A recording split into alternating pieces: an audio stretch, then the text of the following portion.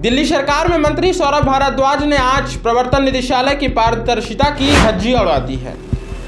BJP के उन नेताओं को करारा तमाचा मारा है जो कहते हैं कि प्रवर्तन निदेशालय पूरी तरह से स्वतंत्र रूप से संस्था है, जिसकी चर्चा मैं आगे करूंगा। आज सौरभ भारद्वाज ने बताया कि उस दिन सुप्रीम कोर्ट में क्या हुआ और कैसे संजय सिंह की जमानत की अर्जी स्वीकार की गई और कैसे ईडी का उन्होंने काला चिट्ठा खोला है, वो सुनने लायक है। सौरभ भारद्वाज ने एलिगेशन लगाते हुए बताया कि सुप्रीम कोर्ट में 3 जजों की बेंच ने ईडी से कहा कि यदि आप संजय सिंह की जमानत की अर्जी का विरोध करते हैं तो आज हम संजय सिंह के मामले पर फैसला सुना देंगे, जिसके कारण ईडी डर गई और ईडी ने केंद्र सरकार से बात की। तब केंद्र सरकार से आदेश आया ईडी को कि आप इस पर विरोध दर्ज मत कीजिएगा, तो ईडी ने इस मामले पर विरोध दर्ज नहीं किया। इतना ही नहीं, सौरभ भारद्वाज ने बताया कि आखिरकार कैसे बीजेपी और ईडी में कोई अंतर नहीं रह गया है। कारण ये है कि ईडी के वकीलों की जो लिस्ट है उसमें बांसुरी स्वराज का भी नाम शामिल है। बांसुरी स्वराज कौन है?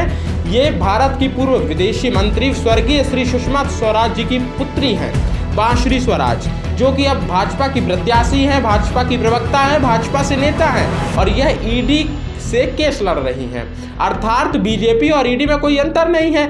और उन ढोंगी पोंगा वालों को भी सौरभ भारद्वाज ने बताया कि कैसे ईडी की संस्था स्वतंत्र नहीं है, जिससे स्पष्ट हो रहा है कि बीजेपी और ईडी मिली भगत से काम कर रही हैं। देखिए क्या एलिगेशन लगा रहे हैं सौरभ भारद्वाज।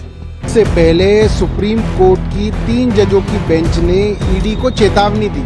उन्होंने कहा कि अगर आप इस जमानत का विरोध करोगे तो हम इस पे फैसला लिखेंगे, मेरिट्स पे, फैक्ट्स पे लिखेंगे और फैक्ट्स आपके विरोध में हैं। उसमें कई मामलों में जो ईडी के वकीलों की जो लिस्ट लिखी है उसमें बांसुरी स्वराज का नाम है। अब ये बताइए कि भाजपा की प्रवक्ता हैं बांसुरी स्वराज, भाजपा की नई दिल्ली की प्रत्याशी हैं बांसुरी स्वराज। कल ही हम कह रहे थे कि ईडी और भाजपा एक है, आज ये साफ हो गया।